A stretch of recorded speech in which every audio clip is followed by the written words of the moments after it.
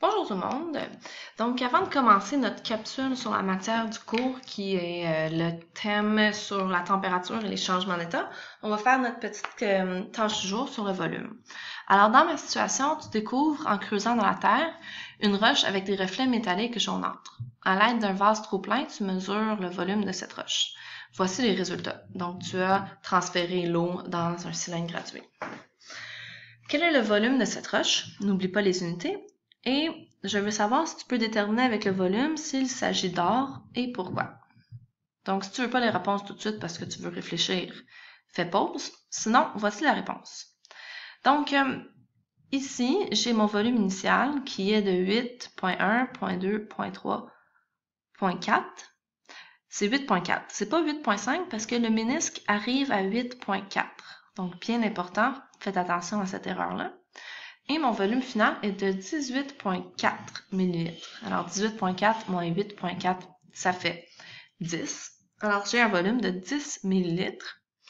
Et la réponse est non, je ne peux pas utiliser le volume pour déterminer si c'est de l'or parce que le volume n'est pas une propriété caractéristique.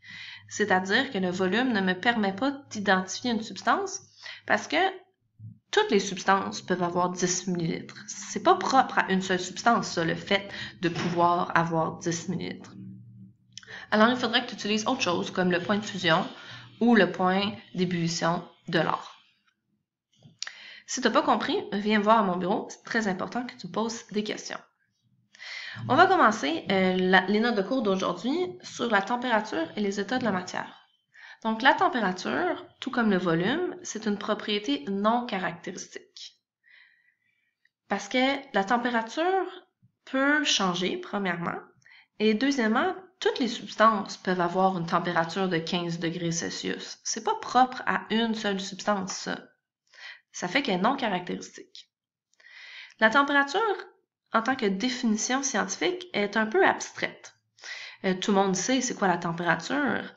On peut facilement savoir si quelque chose est chaud ou froid, si elle a une température élevée ou pas élevée, mais la définition scientifique se base encore une fois sur les particules de mon objet. Alors, on sait qu'il y a des particules dans tous nos objets, mais ces particules-là, elles bougent. Soit elles bougent beaucoup, donc elles sont très agitées, ou elles bougent pas beaucoup, donc elles sont peu agitées. Et c'est ça la température, c'est le degré d'agitation de mes particules. Degré d'agitation des particules. Et quand on mesure la température, on les donne en degrés Celsius. Donc ça, c'est l'unité métrique internationale. On a aussi le degré Fahrenheit, qui est utilisé aux États-Unis, et le Kelvin, qui est plutôt utilisé en sciences. Comme la masse, pour avoir la température précise d'un objet, j'ai besoin de la mesurer. Donc, c'est sûr, je peux toucher un objet pour savoir grosso modo sa température, mais pour avoir un chiffre précis, je dois utiliser le thermomètre. Donc, le premier, c'est le thermomètre à alcool. À alcool parce que à l'intérieur du thermomètre, il y a l'alcool coloré en rouge qui va prendre de l'expansion plus la température est élevée et qui va diminuer plus la température est basse. Et celle qu'on utilise à la maison, c'est le thermomètre électronique qui affiche de manière numérique la température d'une substance. Maintenant, on va faire un petit schéma de particules. Tu n'es pas obligé de faire les lignes du bécher, mais tu es obligé de me faire des contenants. Dans le premier à gauche, tu vas me faire 4 particules sphériques. Donc, on va laisser tomber les X. Dans le deuxième, tu me fais 4 particules à plat, comme ça. Et dans le troisième, tu me fais 4 particules espacées, comme ça. Et là, si tu es un fan de BD, tu vas savoir que quand on veut indiquer un mouvement, on va faire des genres de parenthèses autour de mes objets. Plus il y a de lignes, plus ils sont agités. Alors, dans le bécher à droite, tu vas me faire plein de lignes autour de mes objets, 3 autour de chaque, pour me dire que ces particules-là bougent beaucoup. Elles sont très agitées. Dans celle du milieu, tu vas les faire sur tous. Moi c'était un peu encombrant, alors juste fait sur 2. Tu vas me faire 2 lignes autour de chaque particule. Et dans celle à gauche, tu vas faire simplement une ligne. Alors, ces particules-là bougent pas beaucoup, alors que celles-là bougent vraiment beaucoup. Et là, on va se demander, quel bécher a la plus grande température? Et on sait que la température, c'est le degré d'agitation des particules. Donc, ça devrait être celui-ci à droite, parce que c'est elles qui sont le plus agitées. Et au contraire, celles-ci à gauche sont très peu agitées, donc la température va être faible. C'est ça qu'on va s'écrire. Donc, température faible, particules peu agitées, température moyenne, particules un peu agitées, et température forte, chaude, particules très agitées. Donc, on voit vraiment le lien entre la température de l'objet et le degré d'agitation des particules qui composent cet objet-là. OK. On va étudier plus en profondeur les trois états de la matière. Donc, l'état, c'est comme un peu la forme qu'elle a. Est-ce qu'elle est liquide? Est-ce qu'elle est gazeuse? Est-ce qu'elle est solide? Donc, c'est ça, premièrement, les trois états de la matière. Solide, ici, liquide et gazeux.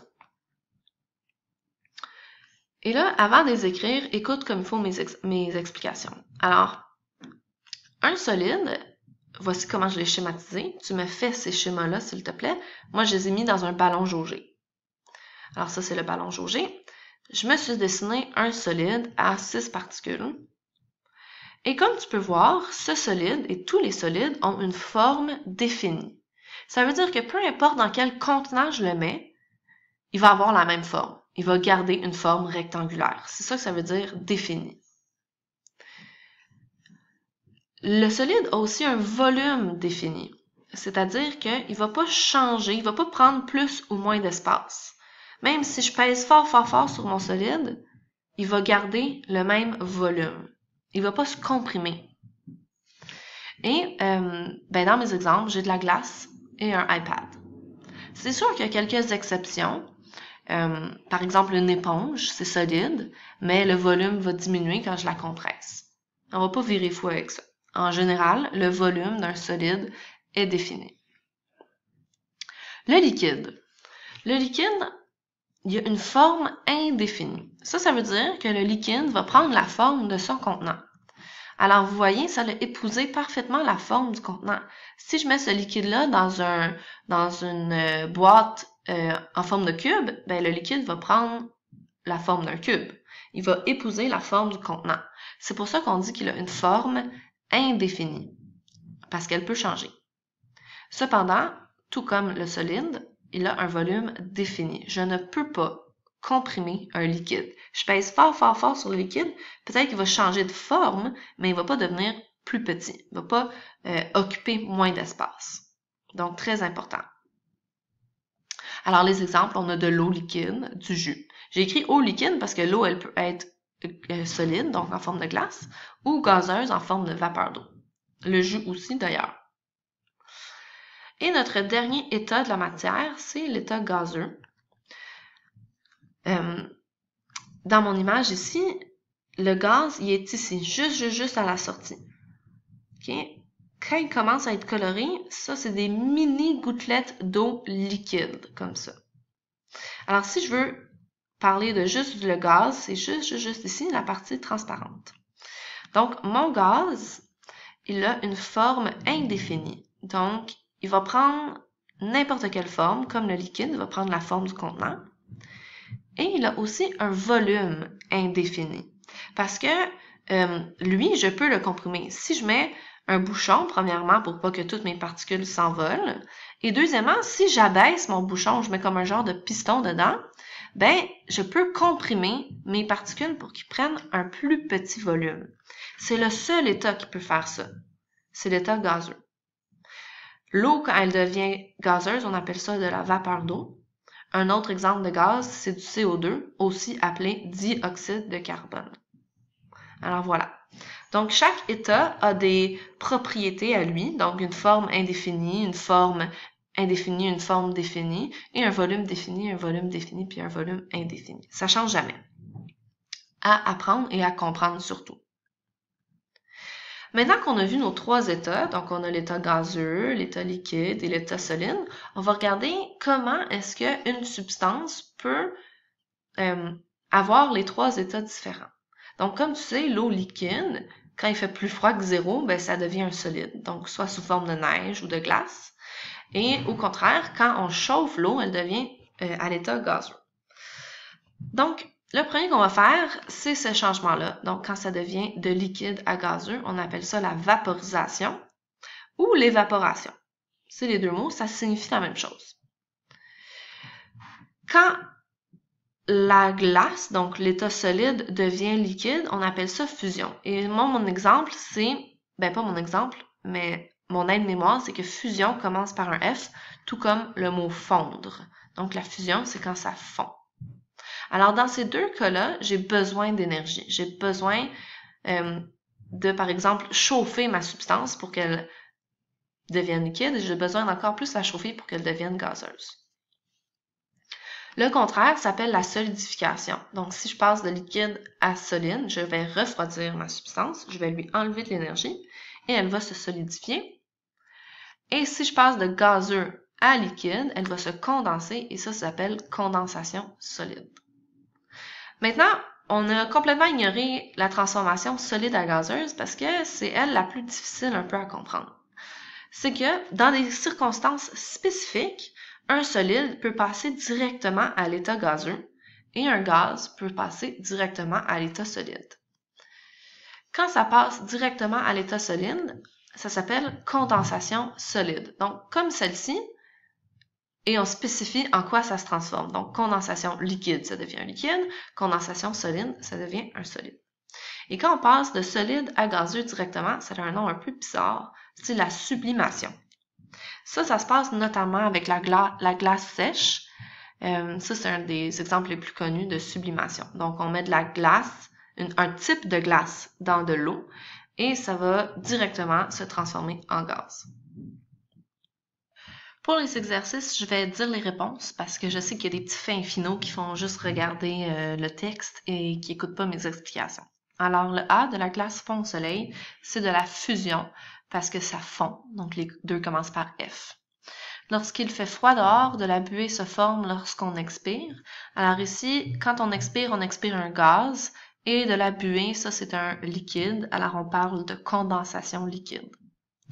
C, certaines conditions de météo provoquent le verglas, une forme de précipitation où la pluie se transforme en glace.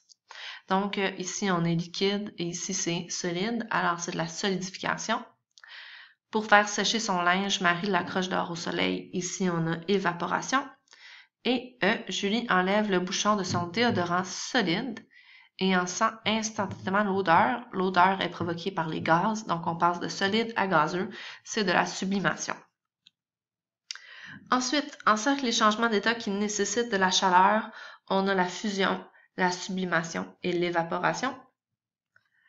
À quelle température a lieu la fusion de l'eau? 0 degrés Celsius. À quelle température a lieu la solidification de l'eau? 0 degrés Celsius, ça se passe en même temps. Oh, ça, je pense qu'on doit revenir ici. Il faut bien comprendre. Ça, la fusion et la solidification, ça se passe à la même température. C'est une transition. La condensation liquide et l'évaporation, ça se passe à la même température. C'est une transition. La sublimation et la condensation solide, c'est une transition. Donc, fusion et solidification, c'est à 0 degrés Celsius pour l'eau. Donc, ça se passe en même temps. Donc, la fusion et la solidification se passent à la même température pour la même substance, évidemment. Et 4 indique si les changements d'état suivants se passent à la même température ou à des températures différentes. Condensation liquide et condensation solide, c'est des températures différentes parce qu'ils ne sont pas à la même place. Hein? Condensation solide est ici. Condensation liquide est ici, alors c'est pas la même température.